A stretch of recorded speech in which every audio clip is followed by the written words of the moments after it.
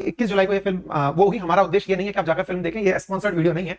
हम केवल आपको ये बता रहे हैं कि ये एक फिल्म है जो कि अमेजन प्राइम पर रिलीज हुई है। लेकिन सुर्खी में बन गई तो बवाल की कंट्रोवर्सी, क्योंकि इजराइल की एम्बेसी ने कहा कि डिस्टर्ब्ड है वो इस बात को देखकर कि यहां पर होलोकॉस्ट को यानी यहूदियों को यातना देकर मारने की घटना को रेफरेंस में लिए जाने से मूवी के अंदर वो परेशान है ना। तो रेफरेंस पर क्या किया गया है, किस तरह से, तो ये सारी सुर्खियां बनती हैं। इसी कारण से हम आपको ये सारी बातें बता रहे हैं। तो आप सब जगह देख सकते हैं, यहाँ पर ये बढ़िया सुर्खी इसने प्राप्त की है। ठीक है, तो मैंने जैसा कि आप सभी को बताया, उसके अंदर फिल्म की जो पुरानी चीजें हैं वो मैंने आपको बताई। तो इसमें जानवी कपूर एक सीन के अंदर एक शब्द यूज कर रही हैं, ऑशविट्स। अब इसको थोड़ा बोलना, थोड़ा प्रोनाउंसिएशन के अंदर थोड़ा टफ टास्क है। Every relationship goes through their Auschwitz. अब ये ऑशविट्स क्या है? असल में एक यातना कैंप है जिसके अंदर लाखों लोगों का नरसंहार हुआ है। कहां स्थित है? वर्तमान में पोलैंड के अंदर स्थित है। चर्चा में क्यों आया? क्योंकि यहां पर हिटलर के द्वारा यहूदियों को लाकर के गैस चैंबर में घोट घोट कर मारा गया। कहा जाता है कि लगभग 60 लाख यहूदियों को मौत के घाट उतारा गया था, जिस घटना को होलोकॉस्ट कहा जाता है। तो इस शब्द के उपयोग से कि every relationship goes through their Auschwitz, तो ये शब्द जो है ना कि अपने हर रिलेशन के अंदर एक ऐसा दौर आता है, तो ये जो शब्द है इस रेफरेंस से वो परेशान है। इसी बात पर नायर गिलोन, जो भारत के अंदर इजराइल के एम्बेसडर हैं, उन्होंने लिखा कि I did not and will not watch the film Bawaal, but from what I have read there was a poor choice of terminology and symbolism. Trivialisation of Holocaust should disturb ought, यानी कि एक तरह से शब्द के रूप में होलोकॉस्ट का उपयोग किया जाना, इसको आप ऐसे समझिए भाई।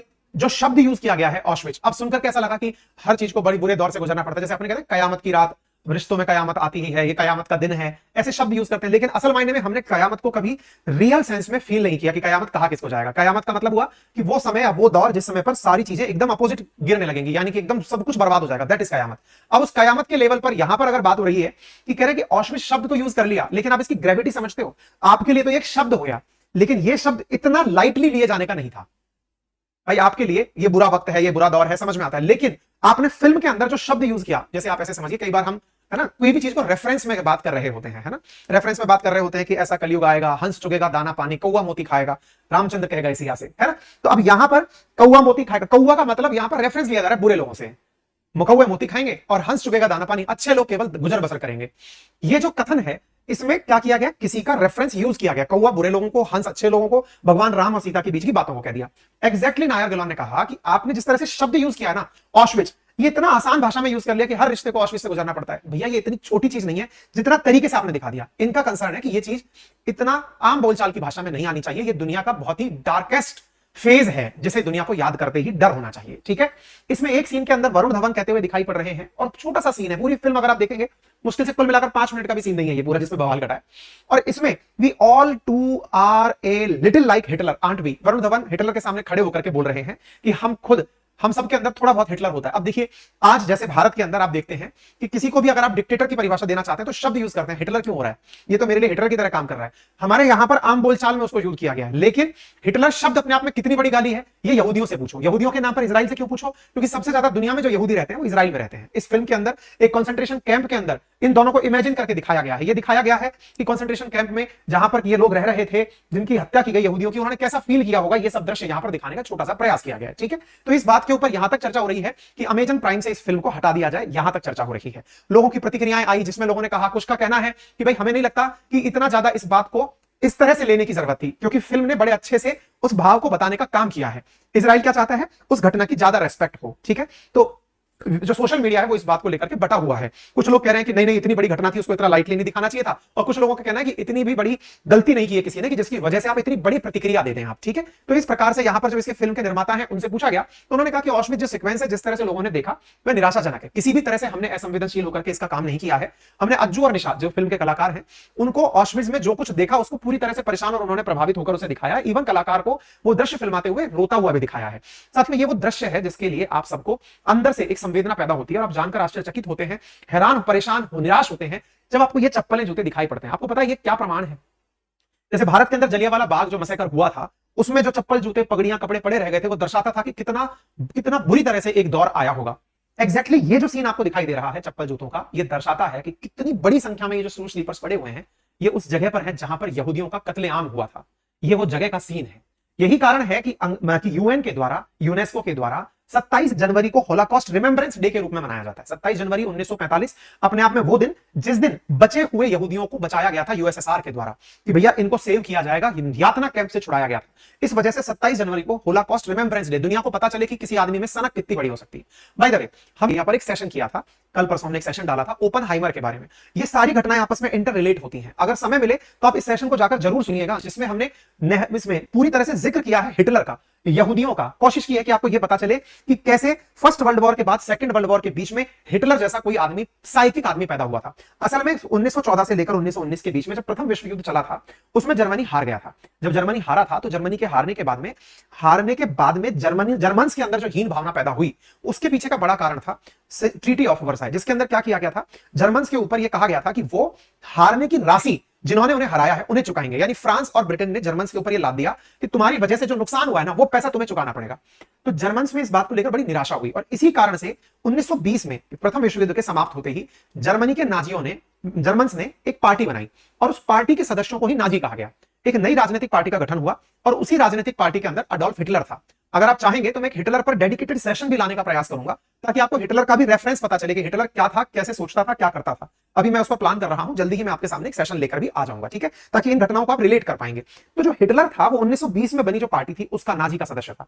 जर्मन्स ने अपने अंदर जब ये तलाशा कि हम युद्ध क्यों हारे, तो उन्हें लगा कि जर्मनी के अंदर जो पैसे वाले रसूखदार लोग हैं वो यहूदी हैं, ज्यूज हैं, और इन लोगों ने युद्ध में हमारा साथ नहीं दिया, इसलिए हम हार गए। और इन्होंने अपोजिशन का साथ दिया, यानी जिनसे हमारा युद्ध हो रहा है उनको इनडायरेक्टली हेल्प किया था, इसलिए हम हार गए। तो नाजियों ने हिटलर के नेतृत्व में यह मन में भाव बिठा लिया कि जो लोग हमारी हार के जिम्मेदार हैं, अगर इन्हें पूरी तरह से मिटा दिया जाए तो जर्मन्स को फिर दुनिया से कोई नहीं मिटा सकता। यानी एक प्रकार से नाजियों में जर्मन्स को लेकर के यह भावना पैदा कर दी गई कि जर्मन्स दुनिया की बेस्ट नस्ल हैं, और उस बेस्ट नस्ल ने और नस्लों को मिटाने के नाम पर यहूदियों को मिटाने का सोचा कि दुनिया में जहां जहां यहूदी हैं सब तरफ से मिटा दो। और जिन यहूदियों को मिटाया जाएगा, हिटलर उनका लीडर था जो यहूदियों को मिटाने के लिए गैस चैंबर बनाकर रखा हुआ था। 60 लाख यहूदियों का कत्लेआम किया गया था, जिस समय दुनिया में 90 लाख ही यहूदी थे, ज्यूज थे, जो कि इजराइल में पाए जाते हैं। दुनिया में उस समय पर 1939 से लेकर 45 के बीच में कुल आबादी थी 90 लाख, जिसमें से 60 लाख को मार दिया गया था। इसके ऊपर फिल्म है, ये फिल्म तो नहीं है, मतलब ये जो घटना है जिसका रेफरेंस लिया गया है। तो अभी फिलहाल के लिए अगर हम इजराइल की बात करें तो इजराइल में मेजॉरिटी 74% यहूदी रहते हैं, 18% यहां पर मुस्लिम रहते हैं। तो इसलिए इजराइल यहूदियों को लेकर के बड़ी मात्रा में रिएक्शन देता है, ठीक है। तो हुआ क्या था, तो जैसा मैंने आपसे कहा कि होलाकॉस्ट की शुरुआत नाजी जर्मनी से हुई थी, धीरे धीरे वो पूरे यूरोप में फैली थी। 1933 में यूरोप के अंदर 90 लाख के आसपास की आबादी थी। 33 में अडोल्फ हिटलर को जब चांसलर नियुक्त किया गया तो उसने होलाकॉस्ट की शुरुआत की, और उसने शुरुआत के अंदर ऑस्ट्रिया, चेक रिपब्लिक, सुडेटनलैंड, इन सब पर कब्जा किया, और जर्मनी ने पोलैंड पर 1939 में हमला कर दिया। अगले 2 साल में जर्मनी ने सोवियत संघ के पश्चिमी हिस्से पर भी कब्जा कर लिया। इटली, हंगरी, रोमानिया, बुल्गारिया के साथ गठबंधन बनाया, जिसमें ये पूरा वर्ल्ड वॉर की कहानी है। इसके ऊपर भी एक सीरीज हम कर लेंगे अगर आप चाहेंगे तो। द्वितीय विश्व युद्ध के समय जर्मनी के तानाशाह अडोल्फ हिटलर ने होलाकॉस्ट के नाम पर लाखों लोगों को नजरबंदी कैंप में डाला। लगभग 11 लाख लोगों को गैस चैंबर में डालकर मार दिया गया। दूसरे हजारों लोगों को नजरबंदी कैंप में ठंड और भुखमरी से मार दिया गया। 1939 में जर्मनी द्वारा विश्व युद्ध भड़काने के बाद हिटलर ने यहूदियों को जड़ से मिटाने के लिए अपने अंतिम हल को अमल में लाना शुरू किया। उसने सैनिक यहूदियों को कुछ खास इलाकों में ठूसने का काम किया, उनसे काम करवाने, उन्हें एक जगह इकट्ठा करने, मार डालने के लिए विशेष कैंप स्थापित किए, जिसमें सबसे कुख्यात कैंप था ऑश्विट्ज। तो जो फिल्म के अंदर ये जो शब्द यूज हुआ है ना ऑश्विट्ज, ये क्या है, तो ये एक तरह का कंसंट्रेशन कैंप है जिसके बारे में बात की गई है। फिल्म को अगर आप देखेंगे, वर्तमान में आप जाकर इस जगह को देख सकते हैं। पोलैंड के अंदर स्थित यह ऑश्विट्ज स्थान है। लोग आज भी जाकर इस जगह को घूमकर आते हैं, देखकर आते हैं कि क्या था जहां पर ऑश्विट्ज के अंदर, पोलैंड के ऑश्विट्ज के अंदर हिटलर ने अपनी हैवानियत की सारी चीजों को पार कर दिया था। इंटरेस्टिंग बात यह है कि दुनिया में यह किसी को मालूम ही नहीं था कि ऐसा भी कुछ चल रहा है। आप सोचकर देखिए कि यहां पर लोगों को बड़ी बेरहमी से रखा जाता था, लेकिन चूंकि वर्ल्ड वॉर का टाइम चल रहा था, लोगों को यह नहीं पता था कि चुन चुनकर यहूदियों को मारा जा रहा है, क्योंकि उन्हें लाकर के इस तरह के गुप्त स्थान पर लाया जाता था और यहीं पर उन्हें मार दिया जाता था, कत्ल कर दिया जाता था।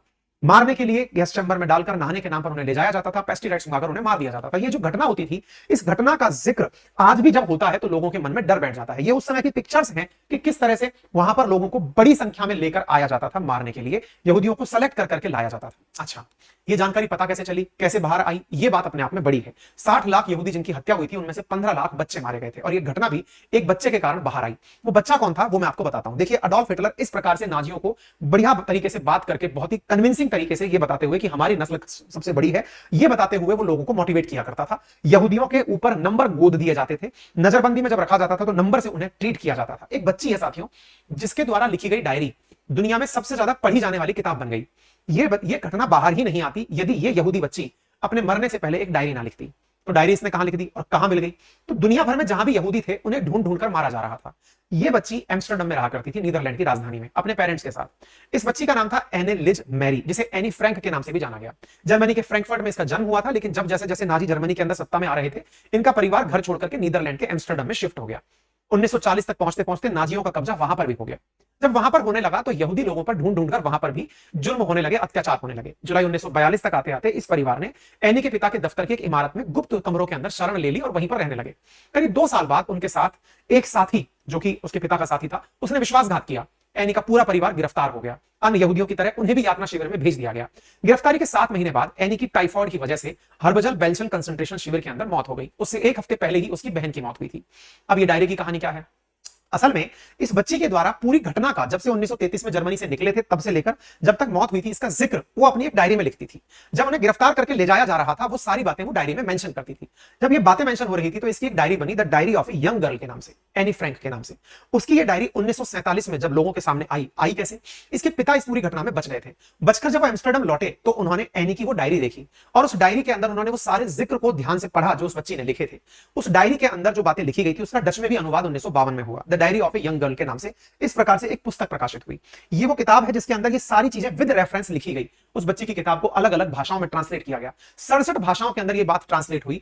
यह डायरी एनी को उसके 13वें जन्मदिन पर मिली थी। आप सोचें कि उसने 1942 से लेकर 1944 के बीच के घटनाक्रम का पूरा जिक्र इस डायरी में लिखा और यहां पर पूरी घटनाओं में यह भी बताया गया किस प्रकार से 10 लाख यहूदी बच्चों को मारा गया होलोकॉस्ट के अंदर।